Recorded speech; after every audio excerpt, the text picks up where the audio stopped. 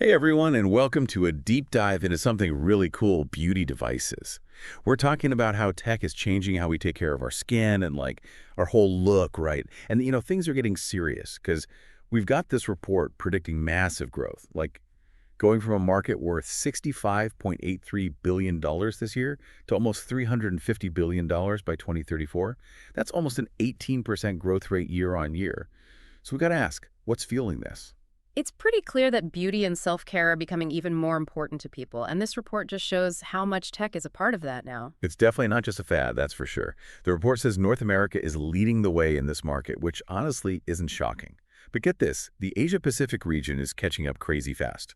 Why do you think that is? Well, a big chunk of it's got to be demographics, right? You've got a huge population and lots of young people, and they are really into beauty trends.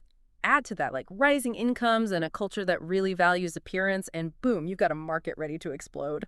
Just goes to show how these trends kind of like take hold differently around the world. Yeah.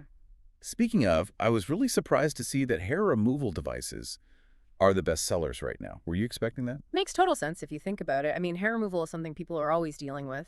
And the tech for doing it at home has gotten so much better, like way more effective than even a few years ago, easier to use. It's no wonder more and more people are going for it. Totally. Convenience is king these days.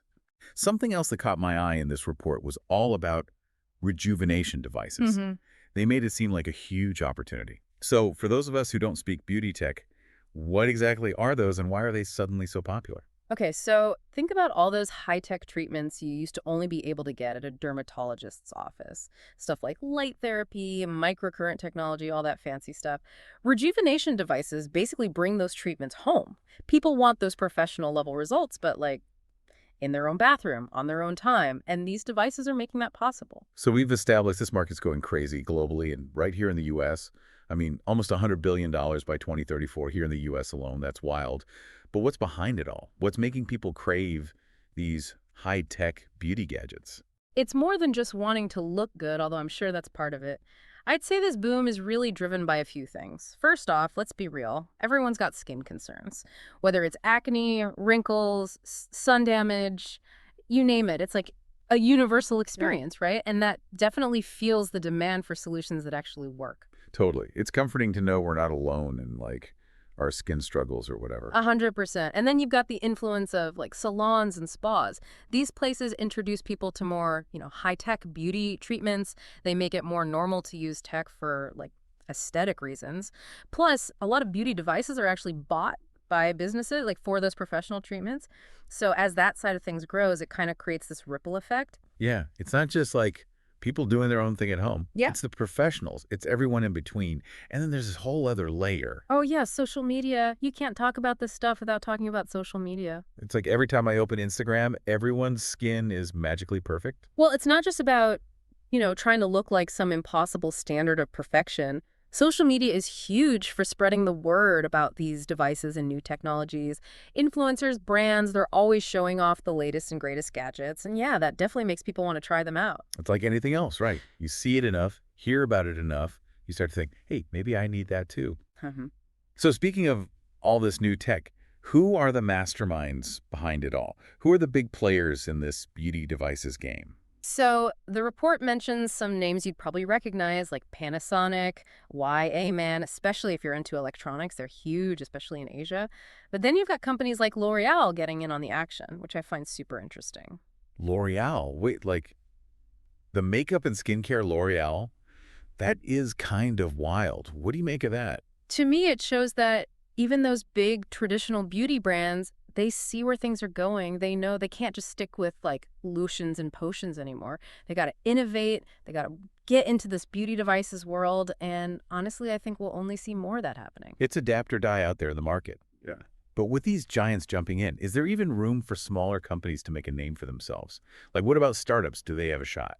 Oh, absolutely. One of the best things about this market is that it's not just dominated by a few big guys. The report calls it moderately fragmented, which basically means there's space for new companies with fresh ideas to break through, especially those that are like really focused on specific needs or creating super innovative technology. Like, for example, the report mentioned Potomac Equity Partners acquiring Laser MD Med Spa. Okay, gotta be honest. For those of us who don't speak fluent finance, what does that even mean? It means investors are paying attention, they see dollar signs in this beauty devices world, and they're willing to bet on it. That particular acquisition tells me that even the professional side of the market, salons, spas, all that is attracting serious investment, which is a really good indicator that this whole thing is only going to keep growing. So you've got the big companies, the startups, the investors. Everyone's clamoring to get a piece of this beauty device pie. And I can see why we're talking potentially life-changing money, super cool tech. It's exciting stuff. It really is. And it makes Yeah. you wonder, like, as these devices keep getting more advanced, more accessible, what does that mean for the future of beauty as a whole? Are we all going to have, like, our own personal spas in our bathrooms or something? I mean, it could happen, right? As tech gets better and, like, cheaper, those fancy treatments become available to way more people. Definitely interesting for consumers, but it's got to be a little, nerve-wracking for the pros. Right. If everyone can get a salon-quality facial at home, what happens to the salons? That's the question, isn't it? My guess is we'll see things change. Like maybe salons and spas will start offering even more specialized treatments. Stuff you just can't DIY, Yeah. Or they might focus more on the experience, like making it a whole relaxing, personalized thing that you just can't get at home. So it's not really about replacing those experiences, but kind of adding to them, making the whole world of beauty and self-care even bigger. Exactly. And that's what I love about this whole thing. It's not just about the gadgets themselves, it's how they change, like everything, how we see beauty, what we expect, even how the whole industry works. That's a great point.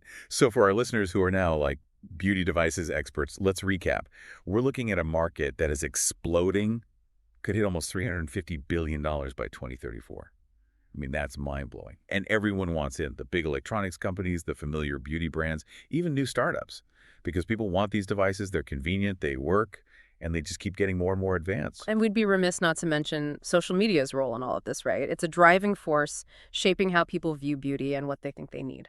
Seriously, though, that Instagram algorithm knows what it's doing. Yeah. But on a more serious note, this tech is powerful. And as it keeps evolving, it's bound to bring up some big questions, right? For sure. Like, as these devices get even more powerful, how do we make sure everyone can access them, that they're affordable? And how do we use them responsibly? These are things we really need to think about as we, go further down this road. It's a whole new frontier. Thanks for joining us on this deep dive into the world of beauty devices. It's a wild ride, and who knows what the future holds. Until next time, stay curious.